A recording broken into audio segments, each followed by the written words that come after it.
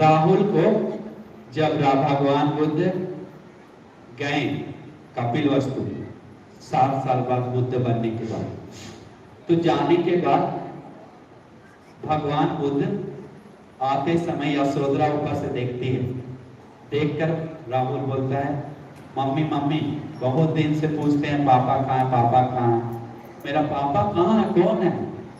तो यशोधरा बोलती है, बेटा तू बार बार पूछता है ना पापा कहाँ, अभी पूछ रहे हैं, देखो उधर जिसका ललाट लंबा है, जिसका भौं इंद्रधनुष जैसा है, जिसका आंख गाय का बछड़ा जैसा बड़ा बड़ा नील रंग का है, जिसका कांचन वर्ण चेहरा है, जिसका 20 ऊपर 20 नीचे दांत है, जो शेर जैसा चलते आ रहा है बीच में, वो ही तुम्हारा पिता है। भिक्षु संघ के बीच में जो अलग से दिख रहा है, चमक रहा है, वो तुम्हारा पिता है।